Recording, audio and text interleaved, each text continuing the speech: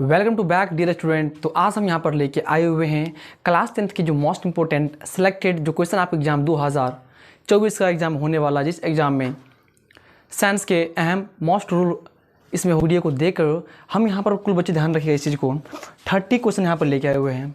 30 question में से clearly यदि कर लेते हैं आप अच्छे तरीके से तो आपके एग्जाम सीधा देखने को क्लियरली मिलने वाले हैं।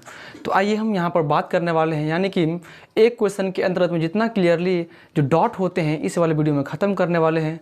जितने भी स्टूडेंट चैनल पर नए चैनल को सब्सक्राइब कर लीजिएगा और जो स्टूडेंट अभी तक वीडियो को लाइक नहीं किए वीडियो को लाइक कर लीजिएगा।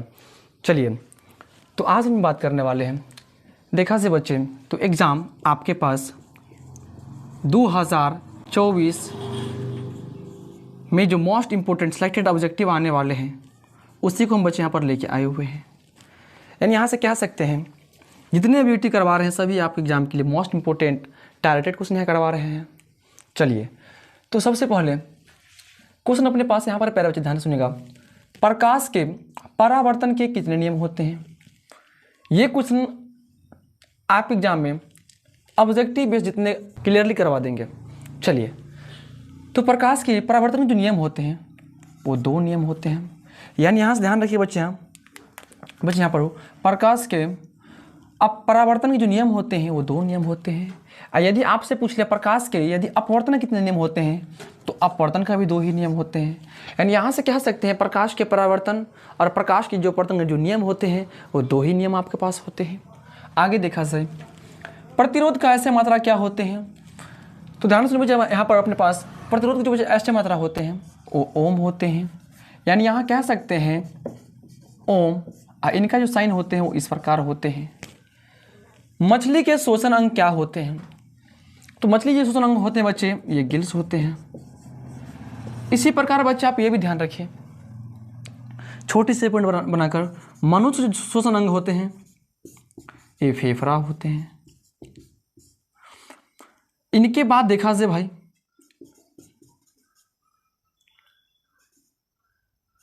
तिलचट्टा के जो श्वसन अंग होते हैं वो ट्रैकिया होते हैं। इनके बाद कह सकते हैं मछली के जो श्वसन अंग होते हैं वो गिल्स होते हैं।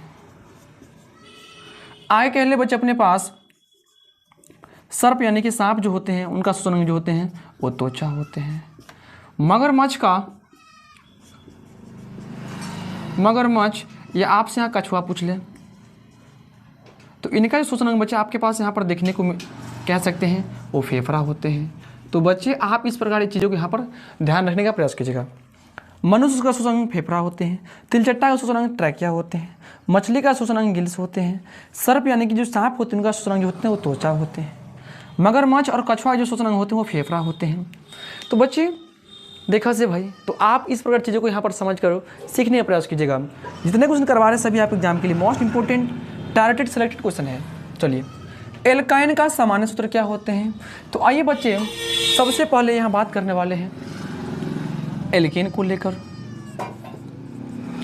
तो इनका सामान्य सूत्र होते हैं CnH2n+2 होते हैं। आपके पास बच्चे एल्केन के जो सामान्य सूत्र होते हैं वो CnH2n होते हैं। एल्काइन का सामान्य सूत्र यहाँ पर देखा से भाई तो ये CnH2n-2 होते हैं। जब आपके पास बच्चे यहाँ पर जब 2 गुना से 2 अधिक होगा तो एल्केन होगा, 2 गुना होगा तो एल्कीन होगा, जब 2 गुना से यदि कम होगा आपके पास देखा से भाई तो एल्काइन होगा। तो आइए बच्चे हम बात करने वाले हैं एल्काइन का सामान्य सूत्र यहाँ पर क्या होने वाला होगा। तो बच्चे कह सकते हैं CnH2n-2 ये होगा। चाकू से किस सहायता से किस धातु को हम काट सकते हैं? तो ये अपने पास कह सकते हैं बच्चे सोडियम एक ऐसे धातु होते हैं जिस धातु को हम चाकू से आसानी से काट सकते हैं। सोडियम एक ऐसे धातु होते हैं जिस धातु को ऑक्सीजन की उपस्थिति में छोड़ने के बाद ऑटोमेटिक वो जलना स्टार्ट हो जाते हैं। इसलिए हम सोडियम धातु को केरोसिन तेल में डुबा के यहाँ पर रखते हैं। तो बच्चे आप इनको यहाँ से समझ सकते हैं। चलिएगा आगे बात कर ले उत्तल लेंस को कौन सा लेंस कहा जाता है? तो आइए बच्चे बात कर ले उत्तल लेंस को देखा जाए तो अभिसारी लेंस कहते हैं।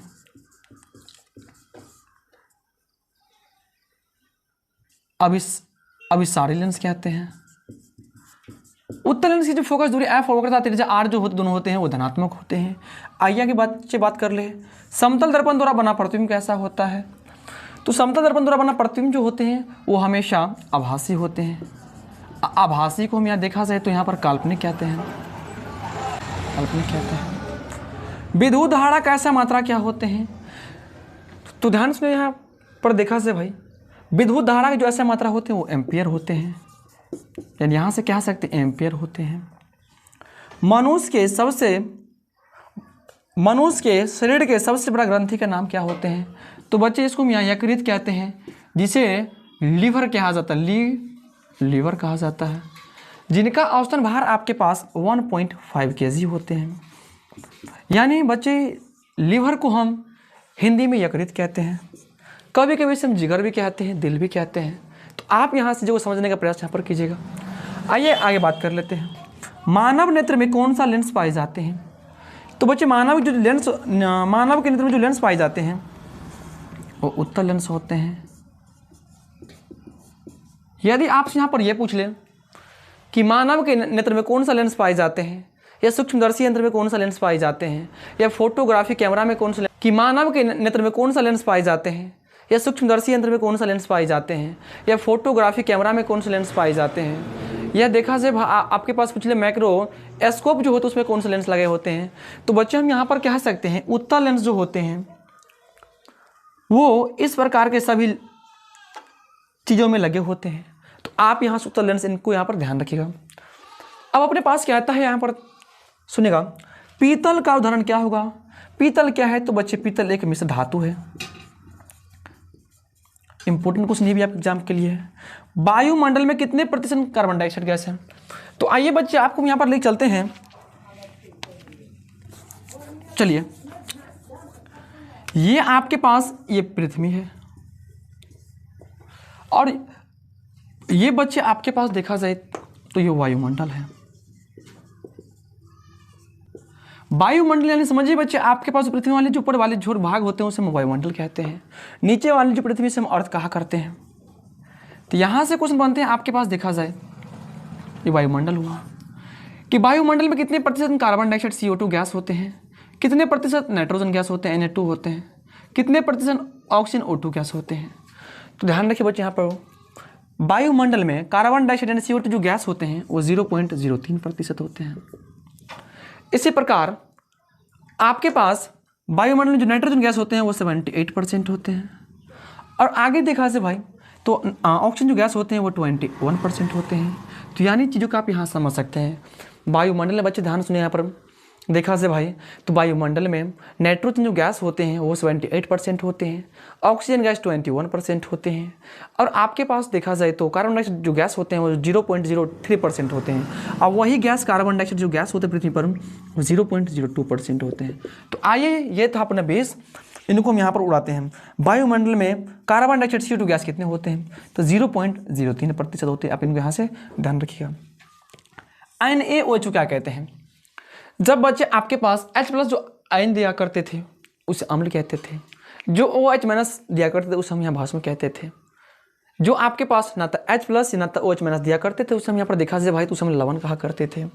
तो बच्चे यहाँ पर OH आया हुआ है, यानी कह सकते हैं क्या अपने पास ये भास्म है।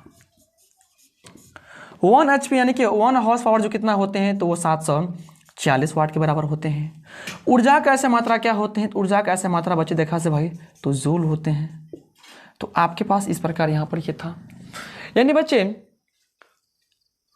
सबसे अहम जो रूल होते हैं किसी भी एग्जाम के लिए वो BSc एग्जाम जो होता है आपके पास 10th या 12th होते हैं, सबसे मोस्ट इंपोर्टेंट अहम रोल जो होते हैं आपके पास ऑब्जेक्टिव सीरीज का होते हैं।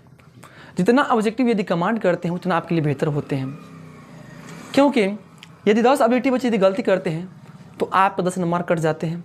10 ऑब्जेक्टिव सही होते हैं कहीं ना कहीं तो 10 क्लियरली आपको नंबर दिए जाते हैं। तो बच्चे आप एक बार यहाँ से इनका स्क्रीनशॉट ले लीजिएगा और इनको आप अपने नोटबुक में नोट कर लीजिएगा। जो स्टूडेंट अभी तक वीडियो को लाइक नहीं किए होंगे बच्चे, तो मेरा बच्चे यहाँ का टारगेट यहाँ पर यह है कि 101 लाइक के टारगेट बच्चे यहाँ पर दिए हुए हैं। जो स्टूडेंट अभी तक वीडियो को लाइक नहीं किए होंगे वीडियो को लाइक कर लीजिएगा, और जो स्टूडेंट चैनल को सब्सक्राइब नहीं किए होंगे चैनल को सब्सक्राइब कर लीजिएगा। तो बच्चे और कमेंट बॉक्स में छोटा पैरा कमेंट कीजिएगा क्लास खत्म होने के बाद। तो आइए हम यहाँ पर देखा से भाई निर्वात में प्रकाश की चाल कितना होते हैं?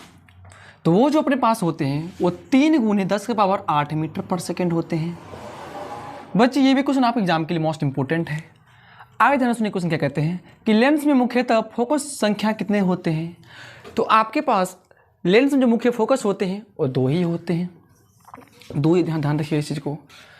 विद्युत धारा उत्पन्न करने की युक्ति को क्या कहते हैं। तो बच्चे विद्युत धारा उत्पन्न करने की युक्ति को हम यहाँ पर जनित्र कहते हैं। तो देखा से भाई चीज़ों को आप यहाँ पर समझने का प्रयास कीजिएगा। जो क्वेश्चन अभी आपको समझ में नहीं आ रहा है, जिसको आप पहली बार कहीं ना कहीं देख रहे हैं, उसको आप क्लियरली आप यहाँ समझने का प्रयास कीजिएगा।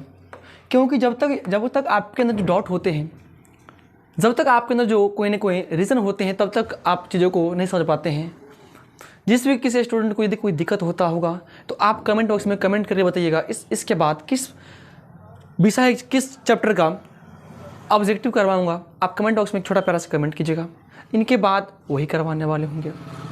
और इस संडे बच्चे अपना यहाँ प्लानिंग होने वाला होगा 6 घंटा का इतिहास में पहली बार ऑनलाइन क्लास, एकदम पूरा क्लास 10 जो बेस होते हैं कहने के एकदम पूरा स्टार्टिंग से एंडिंग पॉइंट तक जितना कुछ आने वाला होगा पूरा क्लियरली यहाँ पर करवाया जाए। चलिए जितने स्टूडेंट हैं अब तो वीडियो को लाइक नहीं करेंगे, वीडियो को लाइक कर लीजिए। चलिए अब देखा जाए निकट दृष्टि दोष को दूर करने के लिए कौन सा लेंस उपयोग किए जाते हैं। समझिए बच्चे, अपने पास निकट दृष्टि दोष को दूर करने के लिए बच्चे यहाँ पर देखा जाए तो अवतल लेंस का उपयोग किए जाते हैं।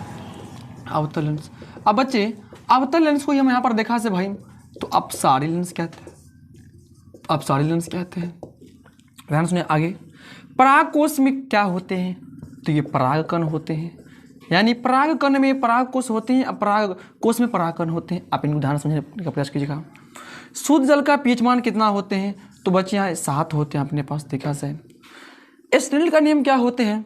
तो देखा जाए म्यू बराबर sin I/sin R होते हैं।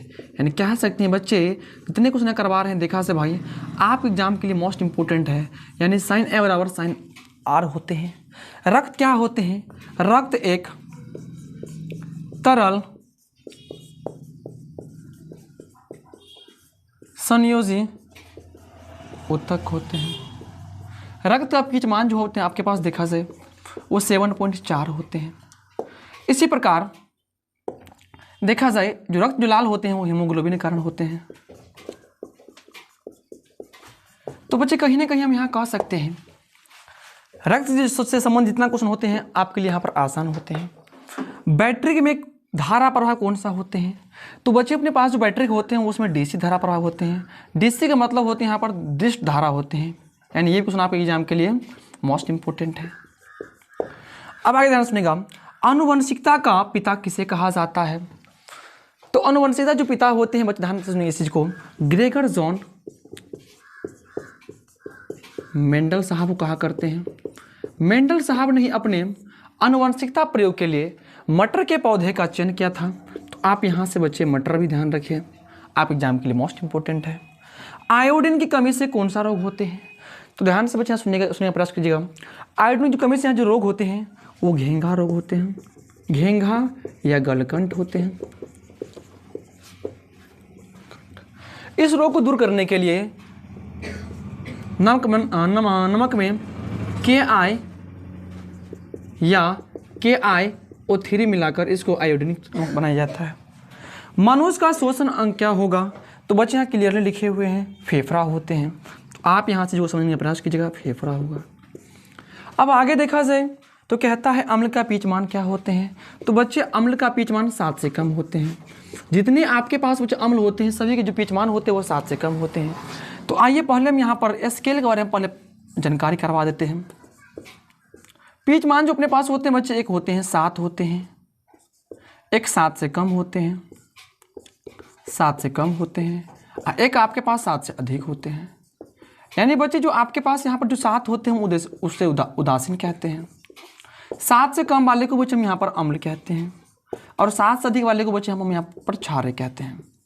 तो यानी ध्यान रखिए बच्चे इस चीज़ को, 7 वाले उदासीन कहलाते हैं, 7 से कम वाले अम्ल एसिड कहलाते हैं और 7 से अधिक वाले क्षारक कहलाते हैं। तो आपसे यहाँ पूछा है अम्ल का pH मान कितना होते हैं। तो देखा जाए भाई तो वो 7 से कम हुआ करते हैं। सरलतम हाइड्रोकार्बन क्या होगा। तो बच्चे ये मीथेन होगा। अब लास्ट बच्चे क्वेश्चन आज के लिए हम बात करने वाले हैं, कुट पाद किसमें पाए जाते हैं। तो बच्चे ये अमीबा में पाए जाते हैं। यानी देखा से भाई तो क्लियरली हम यहाँ से कह सकते हैं कुल 30 क्वेश्चन आपके पास यहाँ पर लेके आए हुए थे। जितने स्टूडेंट हैं फटाफट एक बार इनको स्क्रीनशॉट ले लीजिए और इनको आप नोट कर लीजिए अपने नोटबुक में।